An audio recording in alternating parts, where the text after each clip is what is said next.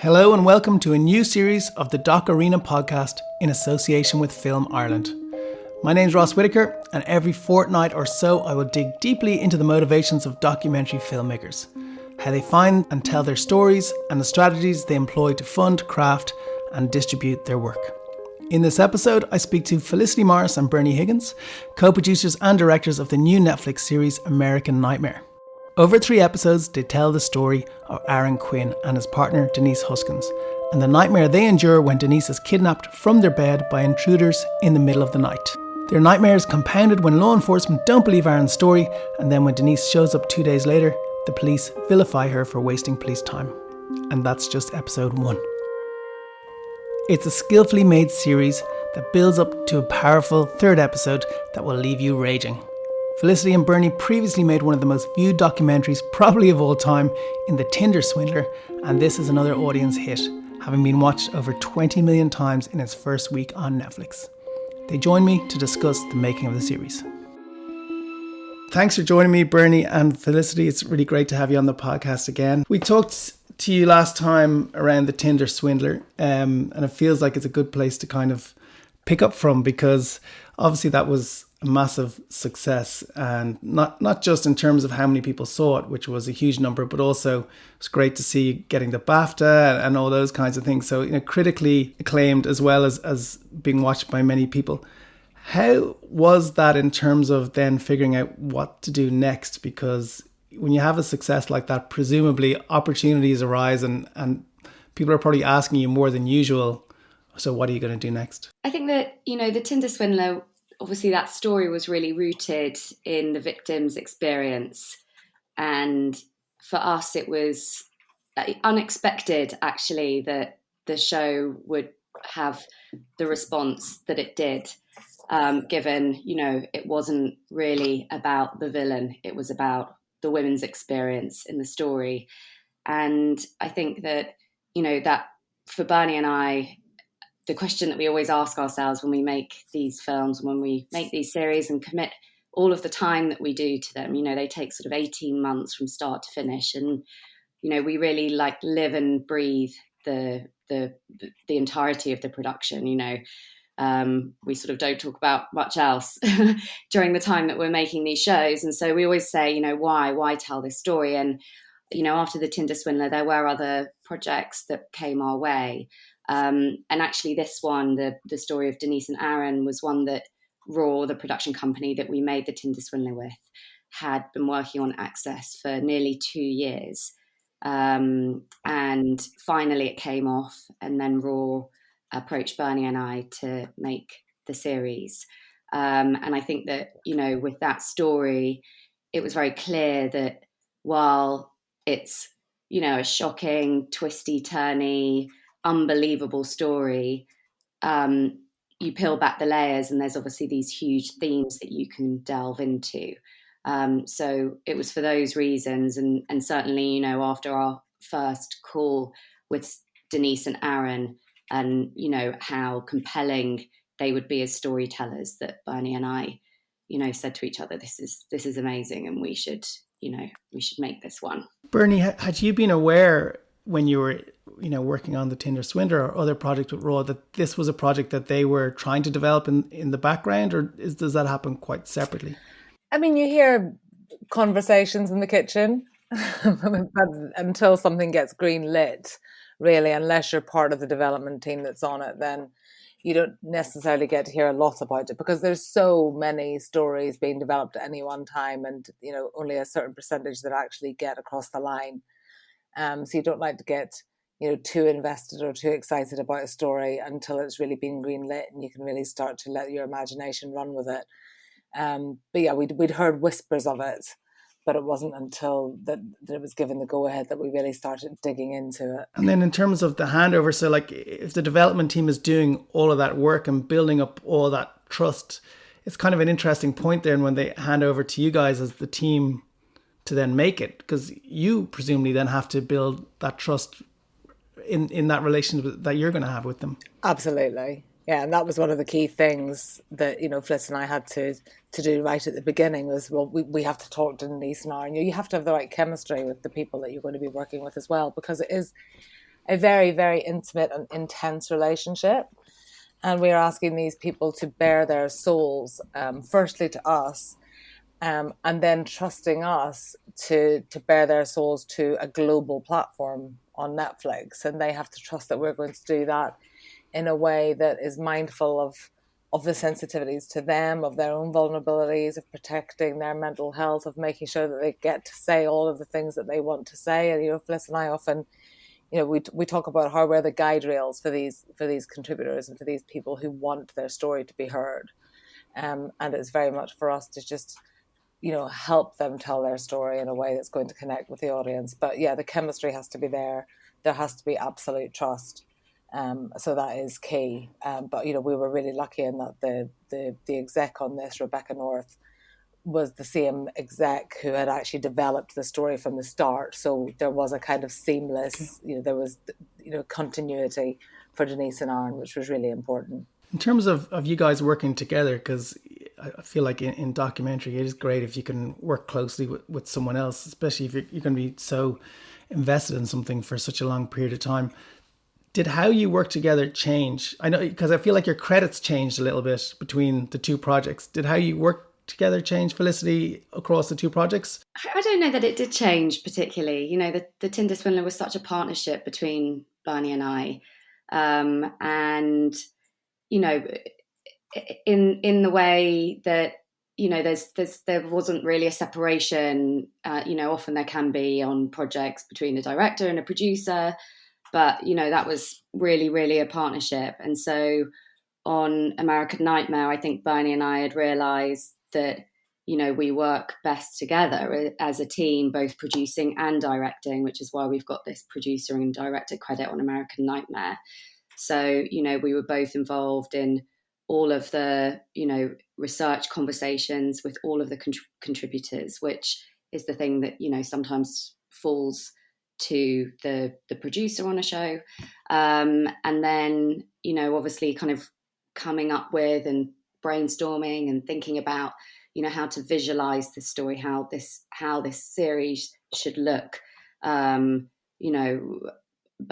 and I have different opinions on certain things, but, we always find, I think, and I feel particularly on this, the sort of best way to tell it. This wasn't an easy story. Obviously there's lots of archive of Aaron in the police station.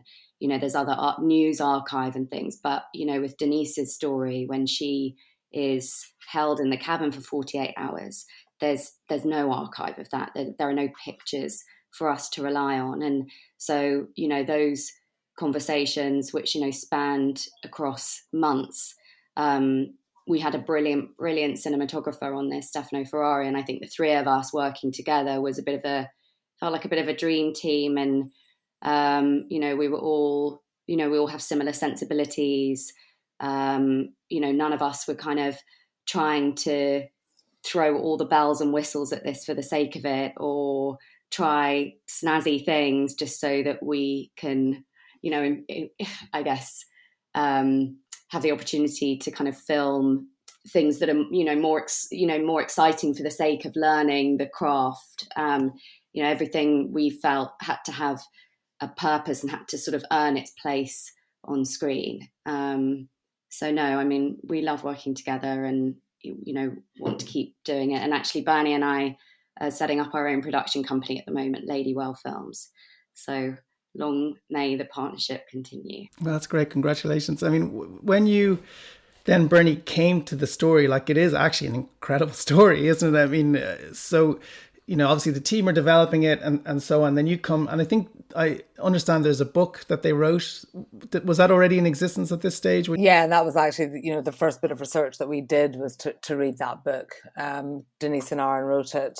I think it was released 2 or 3 years ago. It's called Victim F. So yeah, that was the first thing we did, so that we weren't entering our first conversation with them totally cold, so that we understood what had happened to them in the first instance, and then we could start thinking about how to move that story from the book to the screen, really, and what would be the best way to do that, because they're both very different kind of mediums and different experiences, reading a book and watching a series. So it was kind of, but what that book really helped us understand was the parts that were most important to them, because they were the bits that they'd included in the book. So it was really helpful. And what stood out for you about the story, reading it? God, everything, Ross.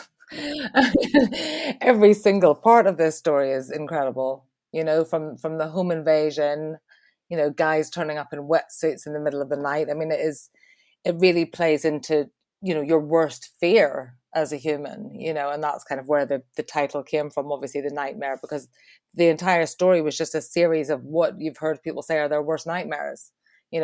From being a child, you're terrified of the boogeyman, that there's somebody in your wardrobe or somebody under your bed, somebody coming into your bedroom in the middle of the night when you're asleep in the dark and at your most vulnerable. So for that to happen was, the first thing. Then obviously, to be abducted and taken away in the middle of the night, to be sexually assaulted, these are all genuine fears that people have every day. Every woman walking home in the dark has feared that happening to her, somebody grabbing her and throwing her in the trunk of a car and taking her away to be held captive. To then Aaron going to the police and being accused of a crime that he didn't commit, which is playing into a lot of other people's worst fears. So every single time you turn the corner of this story, it just gets worse.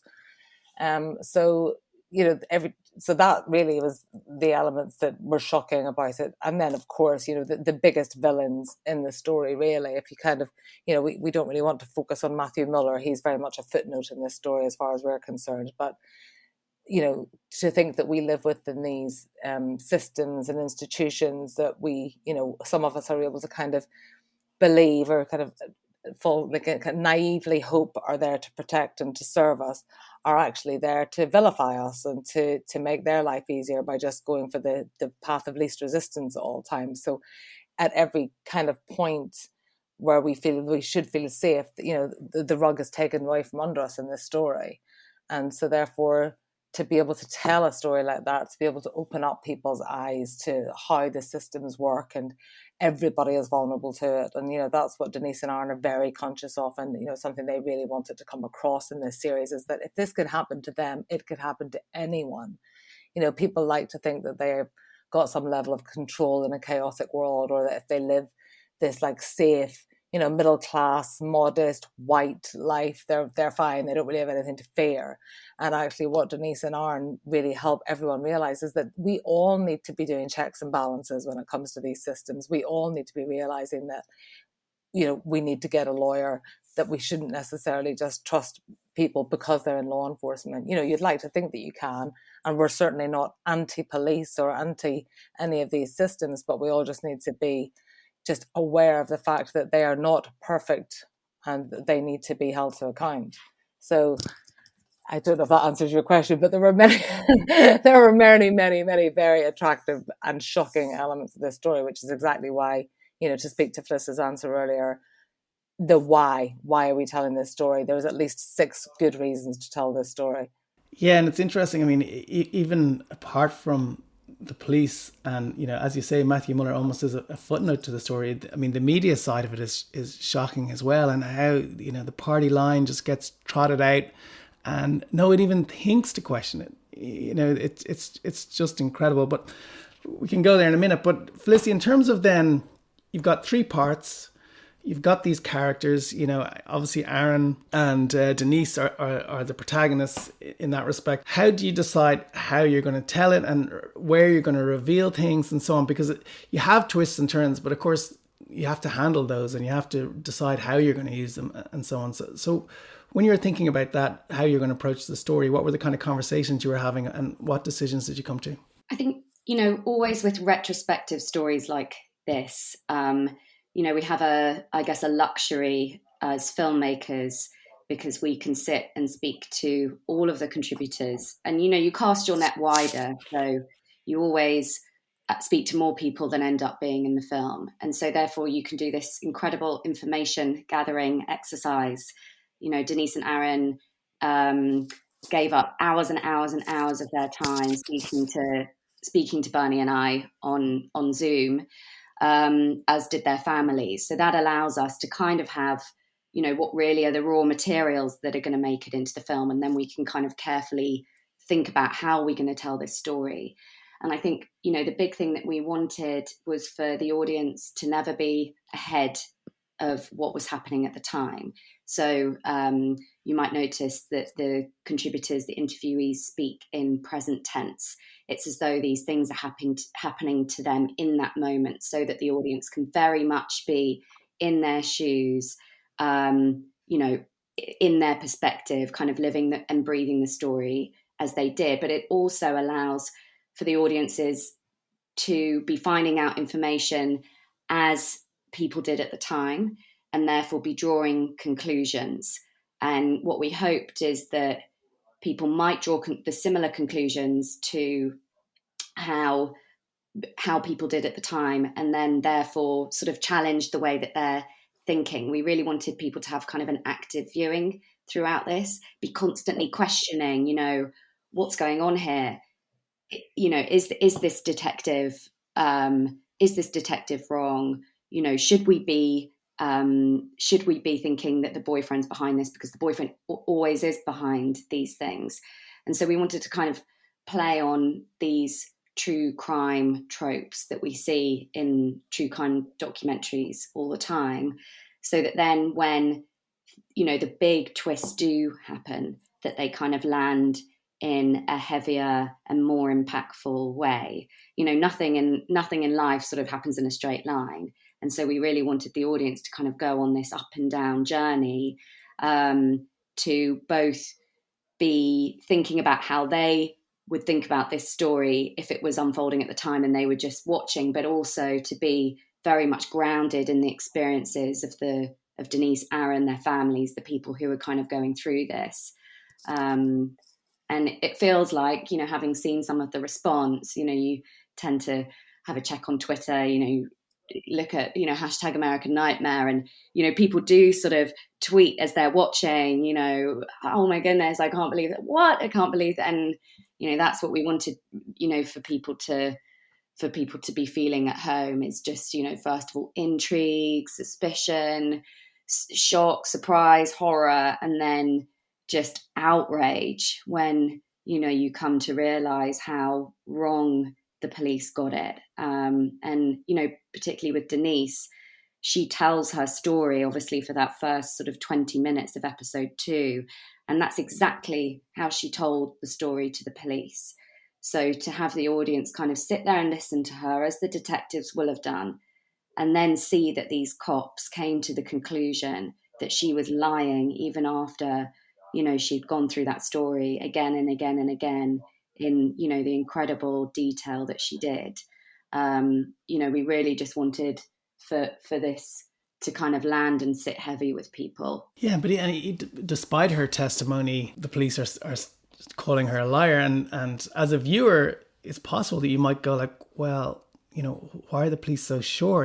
Is there more to this than meets the eye? So you're still a little bit in that kind of position of wondering until you get to like kind of episode 3. And it's really interesting to me as well. Kind of what I loved watching it, and having spoken to you before and watched the Tinder Swindler and so on, and knowing, I suppose, myself, like a lot of Raw's work and so on. And, there are elements, stylistic elements that you might take from this series and see like, well, those are things that are, that you may have seen stylistically elsewhere in terms of like almost a house style of Raw or whatever it might be. The retrospective interviews with that kind of past continuous tense, amazing use of archive, amazing use of reveals, beautiful cinematic reconstruction. Those are things we've seen in other projects. But I still feel like I really strongly feel your voice coming out in terms of the themes and the interest that you bring to it, especially in episode 3, which I just thought was fantastic. And I just thought like Misty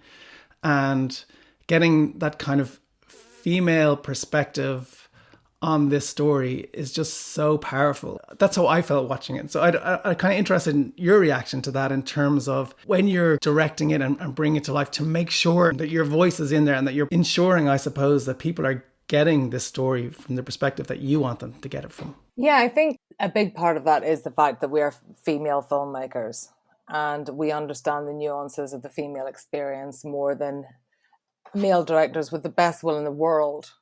are necessarily able to, especially when it comes to sexual assault and to how women respond to sexual assault, because, you know, it's on a scale. And I don't know any woman that hasn't at some point experienced something that felt intimidating in a way that a lot of men haven't had that experience. And that's just a fact.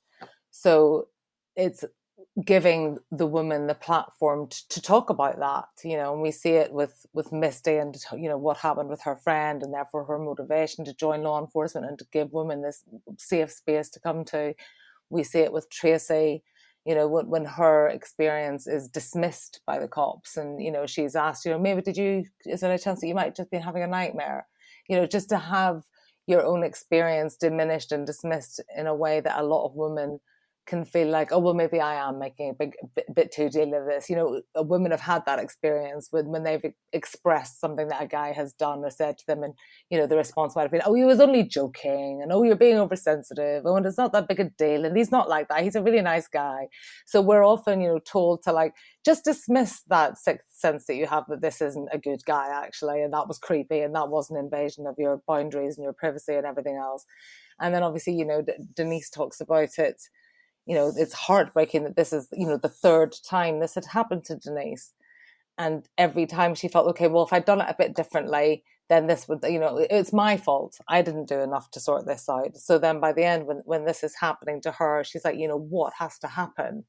So there's definitely, there could have been many different ways to tell this story. But we really felt it was super important, especially in episode 3, to really address what is a global issue, and not only for women. We know that men have been victims of sexual assault as well, but you know, women have experienced this throughout their lives. You know, from, you know, there's not a woman in the world who hasn't experienced some level of this.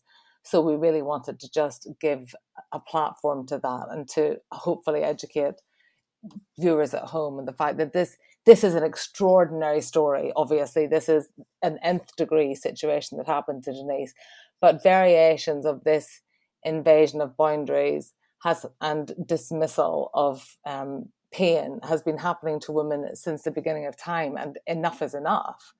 So it's kind of just hoping that perhaps it goes under the skin of people that hasn't gone under the skin with before, because they're able to see it across the scale with all of these women being able to tell these stories. And, you know, we've also seen, you know, in a lot of the opinion pieces that have come out since the series, you know, there was a beautiful piece in The Independent by Olivia Petter a couple of days ago, where she talked about her own experience of sexual assault and, you know, reporting it to the police and basically being told not to bother. And there are lots of these conversations happening on social media, you know, in these personal essays. And that really, while it's horrifying and depressing, it's not shocking. You know, no women are shocked by this in the same way that a lot of men seem to be. So if we're opening the door to that conversation and giving a voice to these women, you know, it's not necessarily about mine and Fliss's voice. It's a female voice, to be honest, rather than any of our personal agenda. It's just, there's an opportunity here to really start a wider conversation about this, so let's take it. And it's an absolutely brilliant episode. I just thought it was phenomenal, and you just feel rage when you're watching it. You know, Felicity, do you want to add to that? I mean, it must be kind of, I mean, I don't know if the right word is gratifying, but to see these conversations coming out of it is really, really positive. Yeah, it feels really positive, and, you know, who knows whether any change will happen. I mean, that's really what we hope for, is that, you know, there might be police departments, police officers who watch this and, you know, think twice about how they handle, you know, a female or, you know, a victim of any crime, really, you know, just to listen first, perhaps, and you know, quietly investigate, you know, and not sort of come from the point of thinking that this victim of a crime is a suspect. But who knows whether the impact will stretch that far. You know, certainly it feels like, you know, there's been, as Bernie said, you know, lots of really brilliant writing around this series. And, you know, but Bernie and I, sort of pushed a lot during making this for people to bear witness to these women's stories, regardless of whether or not it's uncomfortable.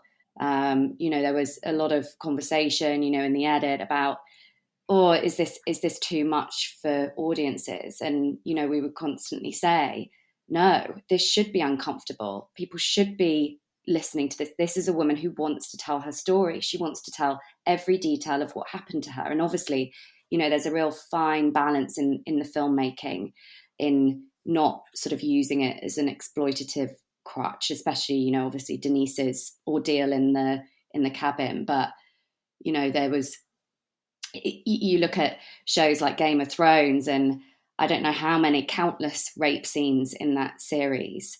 And, people can sit and watch that and don't find that as uncomfortable. And, a lot of the conversations that we had making the series was, we've got to tell this woman's story in as much detail as we can. And if it's uncomfortable, it's because it should be.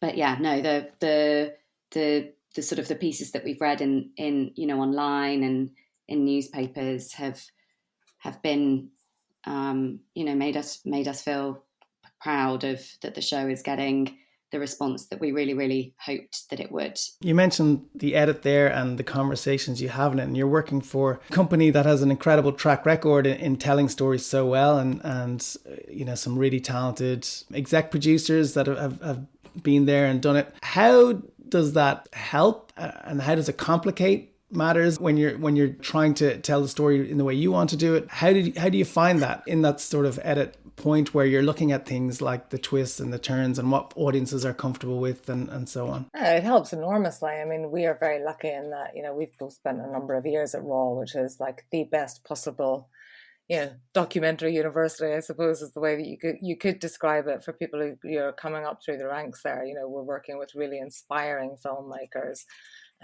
people who've made, the best premium docs that get talked about for years afterwards. So we're extremely lucky that we have people we can go to and say, what do you think about this? Or can you watch this and let's give us your notes or whatever. So it's a really collaborative atmosphere. But at the same time, it's not restrictive. There is an understanding that we are all creatives. We all are different. We all have different styles. We all want to tell stories in different ways. And there's a trust there as well. So, there, like I say, there could have been many different ways to tell this story. It was brought to Fliss and I because they trusted that we would tell it in a way that would be compelling. And therefore, we were given quite a long leash in terms of what we were able to do, but also within, that very kind of safe environments where there's other more experienced and people that we could call on for help if necessary. But it's a great place to have worked and to have learned the craft. But yeah, we definitely wanted to feel very much to have, like you said earlier, our voice in it and our particular sensibilities coming across on screen, and for it to feel like it's its own entity. I wondered as well about going from the Tinder Swindler, and I guess to what extent were you guys able to take the experience from the previous one and maybe address this one having an even stronger feeling of what you wanted? Yeah, I mean, I think on every project, it's a real learning curve.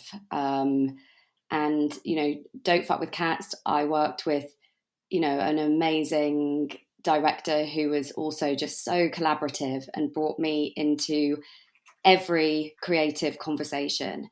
So therefore, it felt like a partnership making that series. And making the Tinder Swindler, that was exactly, how I wanted to work as the director, and Bernie and I, worked very much together on that, from scripting all the way through to, the final thing that you do, which is these drama reconstructions, the visualizations. And then on, with American Nightmare, I think that, Bernie and I had sort of developed, even sort of where to place the camera, which often, you can kind of be very wide with your interview setup. But I think that there's, the audience kind of get a lot from feeling like they're sitting across from these people and having the conversation with them themselves. So I think that was something, that we thought we wanted to bring into this series, is to have the audience have the POV, the point of view that we as the directors sitting in front of them interviewing them are. So you're sitting basically right next to the camera, so that the eye line is as straight as can be without being that sort of direct eye to the audience. And then I think it's the smartest directors bring into the team the very best creatives, the very best people. And, we had a cinematographer, Stefano Ferrari, who gave us, so much more time and thought than I think that, some DPs do. He was giving us hours and hours and hours of time and thinking and watching cuts in the edit, giving us his feedback. So it's just, and then obviously the editors, we spent 9 months in the edit with 2 editors.